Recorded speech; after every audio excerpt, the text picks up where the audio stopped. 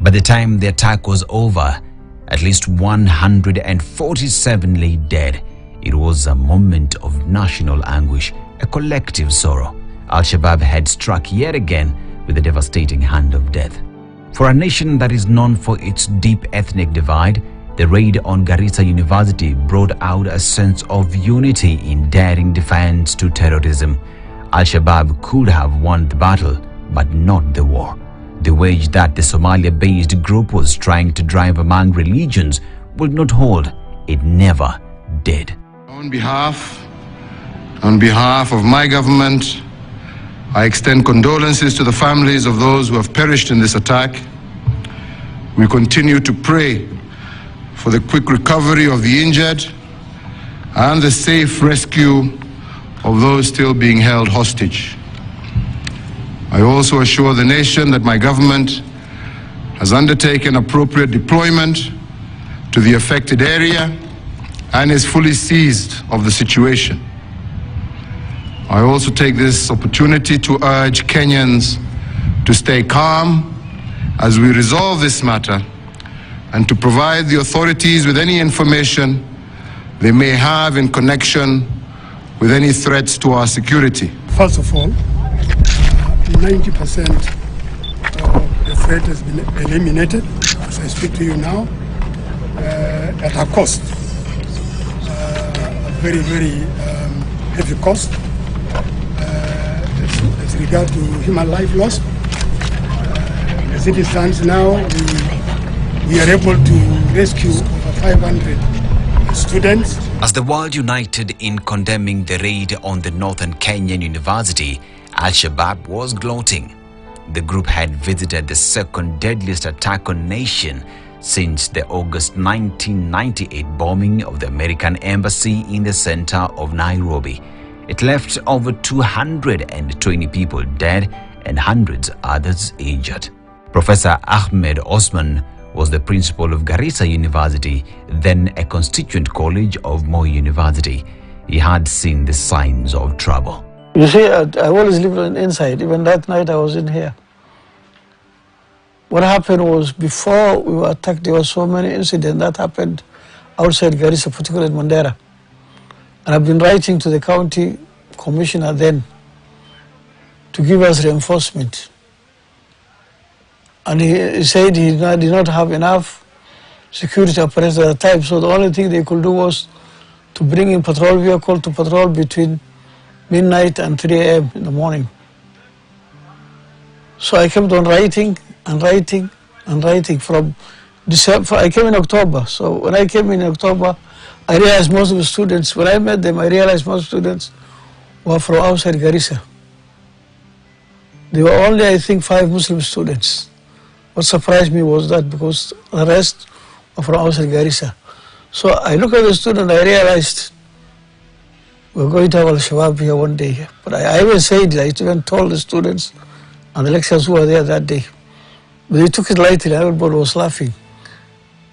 Sasa tukasikia sauti mbili, as in kaza gunshot hivi. Tukatoka nje. Venye tulitoka nje, hatukuwa tumejua ni gunshot. Tulikuwa tunafikiria labda ni stima juu some classes hakukuwa na stima. Immediately tukaona watu wawili wametokea, wamevaa askari, wako na bunduki. Wakatushoot immediately, wakatushoot direct at once. Mmoja wetu akaanguka pale, sisi tukatoroka. 7 years since the painful incident, families of those who perished have been clinging on the healing hands of time for grace and comfort. As the sun sets in Garissa, a new hope is dawning. It would be a meaningless life if humanity didn't have the courage at new beginnings. Garissa University is seizing the opportunity to begin again, but this time more intelligently. They came from far and wide across the nation in search of education, only to be felled by the crude hands of the cruel. Here, they are remembered as soldiers of fate and heroes of our cause, but unfortunate victims of cruelties of terrorism. They are immortalized here as part of Kenya Army of the Dead, loved and cherished, yet not forgotten. The aftermath of the attack was nothing but bad publicity, not just for the university, but for Garissa as a whole. Recovering from this has not been an easy call. At the time of the attack, Somalia was under the presidency of Hassan Sheikh Mohamud. Being at its potent self, Al-Shabaab had attempted severally to take out the head of state, who was then pushing for the lifting of an arms embargo on Mogadishu. He believed that this would allow the government to import modern weapons to confront the jihadist group. He never succeeded. Instead, he would lose the 2017 polls to Mohamed Abdullahi Farmajo. Farmajo's regional territorial ambitions would put him at loggerheads with Kenya, whose troops were battling Al-Shabaab in Somalia as part of African Union Mission in Somalia, or AMISOM. However, 2022 saw a return of Hassan Sheikh Mahmoud following an acrimonious end to Farmajo's term. Upon taking over, Mohamud mobilized locals against Al-Shabaab. Today, the group is a pale shadow of its former self and on a back foot as it is driven out of the territories it held and controlled by local militias, which are backed by Somalian National Army, AMISOM, and foreign troops. Failed rains as a result of climate change had pushed Somalis to the end of their wits. Despite the losses, the group is still lethal, and for Garissa University, which had lived the Al-Shabaab's hell, lessons have been picked and put into practice. Well, after we were attacked in 2014, we closed the university for a whole year. The whole of 2015, it was closed. It was opened January 2016, the time we opened. And the then chairman of the council and the council itself had to go to the ministry to ask for a perimeter wall. So we got the perimeter wall with a reservoir, and last time we started building the wall. So it took us almost a year to finish that wall. That was the most important thing, because of the attack we realized that we need a wall, and then the other thing that we needed to establish was a police post inside the university, where we have now enough security to take care of the students' safety, both through the day and at night. I think you have seen how they secure the gate is now, and every vehicle, every person coming in has to be checked, identified before they come to the university. That has now ensured that there's enough security in the university. The heat of the furnace cannot be tested with bare fingers. It's another day here at Garissa University. Students who are done with their classes mingle freely. Sometimes lectures take place under the shade as the heat bites.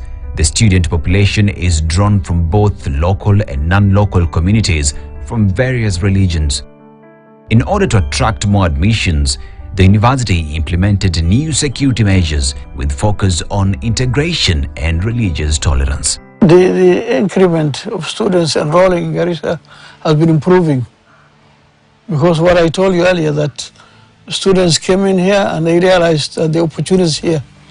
In fact, the opportunities there, most of them are even carrying out business outside the university, because others have borders, others are working with other groups within the university. We also have some who are working, we have what's called a work-study program, where students are enrolled in the library or in other places, so that they are paid as they work within the university and go to study also. That has helped us also improve our enrollment, because that's what they say, and they market that to others. A lot of measures have been put in place with the help of the national government. As you are aware that during the attack, the university was fenced with a chain link fence. The government had put a lot of money to it, and as at now, we have a highly fortified perimeter fence with only 2 access points that are guarded. Equally, the university had been provided an inside police post with enough security strength that provide both guarding and patrol services within and without the perimeter of the university.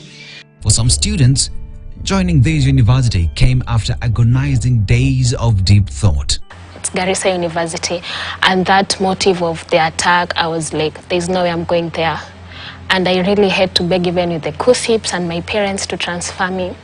But I think God had the best reason to place me here. In Mombasa, I'd say people socialize so much as compared to Garissa. The first time I came here, people used to isolate themselves, different cultures, Somali versus Somali, while the other side, the Luo versus Luo, Kikuyu versus Kikuyu. But as compared to right now, when I'm leaving, things have totally changed. We have that perception that this is a Muslim-based institution and that non-Muslims were not part of it. But when I came, I found so many Christian students, so many local students. So I said, oh, this is a national figure and everybody is here. So I felt at home. I began associating with both students, both the Christian and the Muslims. We built friendships. And I coped up, and I can say up to now, I don't regret being here. After daring the risk, they are encrusting footprints for the future generation. I'm very glad about Garissa University because it is for me coming here that I got the exposure of what actually violent extremism is. You know, there in Nairobi, we are not really per se encountering this violent extremism matter, but when I came to Garissa, I actually got to understand what is violent extremism, issues with the recruitment and radicalization, and actually going further on ways which we can prevent and counter violence extremism. Nilipoitwa Garissa University, my relatives were like, siepe ataenda kukufa because of what happened. I believe in, first of all, diversity. And we believe that humanity comes before religion, irrespective of your creed, irrespective of your position, irrespective of your tribe. What comes before is the humanity, and we are living for the purpose of humanity. As the university expects an increase in student numbers, infrastructure is being scaled up. More modern complexes are coming up, hand in hand with security enhancements. There are things we have as a university that other institutions here don't have. We have the field. We are able to create a conducive environment for activities, extracurricular activities. For example, we need to have a facility here that any school in this region would actually program that we are going to the university to do this activity for free, not for hire. Because the more they come and the more they go back to their communities, the more they talk about the university and therefore the more they own it. To me, it's a very sustainable way of ensuring that everybody protects the interests of the university and consequently the interests of the community itself. Students are also encouraged to participate in recreational activities that don't limit their youth. Before the attack, Garissa University was emerging as a developmental jewel in the region. Garissa County hosts the Dadaab refugee complex that employs many. However, locals lost hope as workers from other regions stayed away following the incident. The subsequent attacks, especially targeting Christians, dimmed the hope. Non-local teachers and other travelers stayed away, dealing a blow to the education sector. But lately, with Al-Shabaab losses across the border and heightened security patrols, the region is reclaiming its crown. Here in Garissa University, more non-local lecturers have returned.